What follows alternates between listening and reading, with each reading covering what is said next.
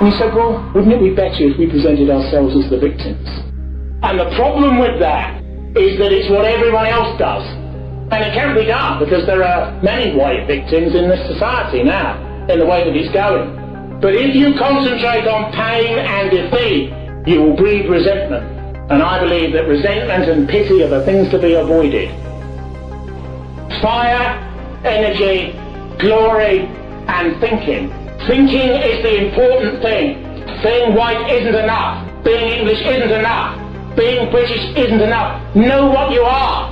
To read about your own culture is a revolutionary act. Many Western people feel that because it is generally a given in the society and culture that they're in, that variants of our group have committed atrocities, that our civilization is therefore rendered worthless, almost in its entirety, except when it apologises for its right to exist. And if you have a decline and you have a desire to assert yourself to arrest the decline, and you have to apologise to yourself about even having the idea of assertion to arrest decline, you're not going to get anywhere, are you? And that's what this weapon is. My view is the following. I'm technically a pagan, and pagans believe that creation and destruction go together, that love is fury, that whatever occurred and whatever occurs, we don't have to apologise. We step over what exists. So if somebody says to you, you're descended from brigands, which is in a sense what that sort of contrary ideology is, you say, well, I'm not going to bother about diggers and who did what to whom. I overcome that. Oh, well, I don't like the sound of that. That's a bit illiberal. And I'd say, you just say, liberalism is moral syphilis. And I'm stepping over it. Well, I don't like the sound of that. You sound like a bit of a fascist to me. And I'd say, there's nothing wrong with fascism. Nothing wrong with fascism at all. I believe we created a modern world that has been taken away from what it could have been. If people with our sorts of values ruled modernity, everything about this society would be at one level the same and in every other respect completely different. People would still drive, contemporary cars, there'd still be jets, and there'd still be supercomputers and so on. But the texture and the nature of life would be different in every respect. How so? Firstly, cultures would be monoethnic.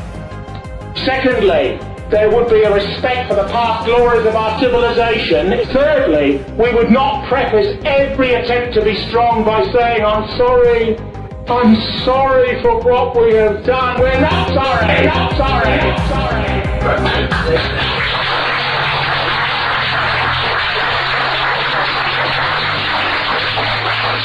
And we stepped over the prospect of being sorry. We have to understand that belief is not a narrowness. Belief is an understanding that there are truths outside nature and outside the contingent universe that's in front of us that are absolute. The left-wing view that it's all relative and we make it up as we go along is false. There was a thinker who existed 2,500 years ago called Heraclitus. And my type of thinking is his linear descendant. He's a pre-Socratic, he's a sophist. He begins right at the beginning of Western thought, when we actually write down what we think. He wrote a book on nature, which Aristotle glossed, and which he survives in fragments. What did he believe? He believed that everything is a form of energy, fire, that it exists in all forms of organic and inorganic matter. That thought and the sentience of nature is what we are. Nature has become sentient in us, which means we must incarnate natural law as a principle of being. It's called becoming in my philosophy.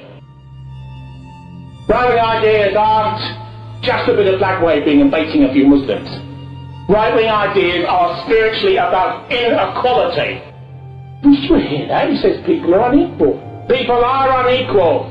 Intelligence is biological. Beauty is biological. Ferocity or a predisposition to it is biological. Intellect is biological. You can do a bit, but you're born to be what you are. And we should celebrate what we were born to be. The left loves equality. It believes we're all the same and we must be treated the same. And they believe that as a morality, as a moral good which will be imposed. The right, even if you don't want to use that term, stands for nature and for that which is given. What does that mean? It means conflict is natural and good. It means domination is natural and good. It means that what you have to do in order to survive is natural and good. It means that we should not begin every sentence by apologising for our past or apologising for who we are.